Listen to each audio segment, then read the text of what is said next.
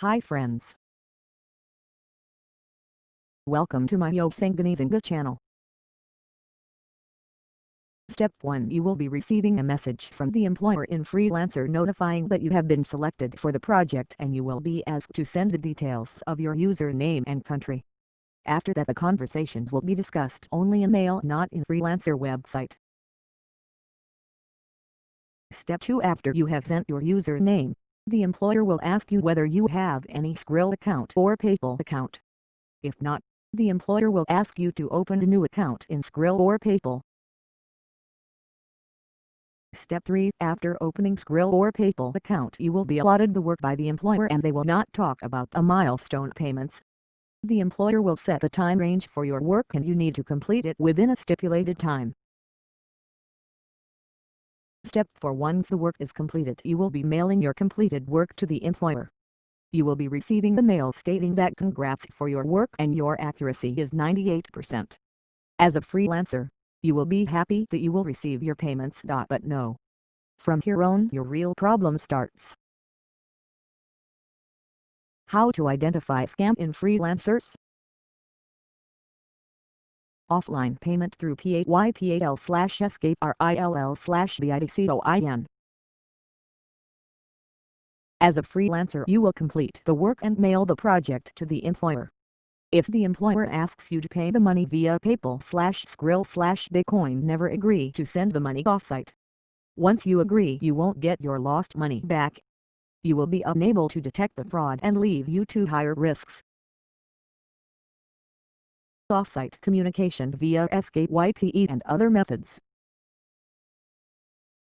If the employer asks you to communicate off the freelancer platform via Skype or other methods, if you agree for it and continue to communicate on other platforms, you are under risk. There will be no records of the conversations, so you cannot complain to the freelancer team. They will not be able to support you without any records. Lots of samples. Beware if the employer is asking you for more than 2 samples of your work. Avoid agreeing to too many free samples. It's easy to fall into a trap. The spammers will easily extract the work. The loss is only for you. Milestone payment.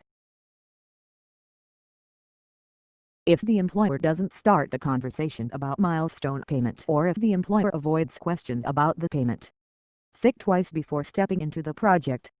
Without talking about a milestone payment, don't go for it. Purchasing special software.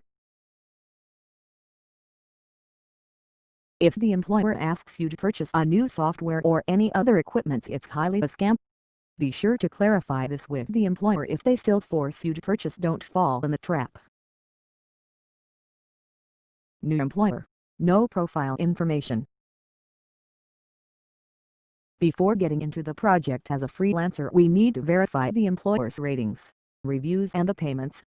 If the employer is new to this freelancer site, you need to ask the employer to verify his/her payment method before involving into a project. Negative reviews. As a freelancer, you need to verify the employer's profile. On reviewing the profile, if you come to know that the employer has received many negative reviews, be clear to ask questions about the negative reviews before agreeing to any project.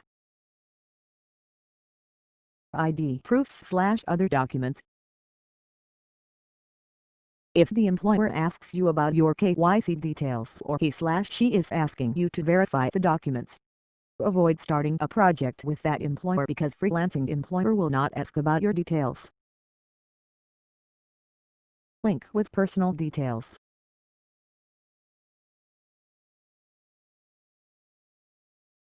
If the employer gives you a login website and asks you to link in that account, spammers will often attempt to get your sensitive information.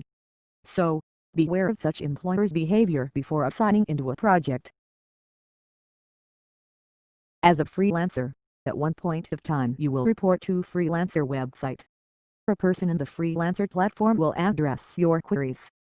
As you have no proof or evidence, the only help the person can do is to block the employer's account. Such employers creates new account in freelancing website. Beware about the spammers. Hope you enjoyed the video. Like, comment, share, subscribe. Thanks for watching. Follow on Twitter.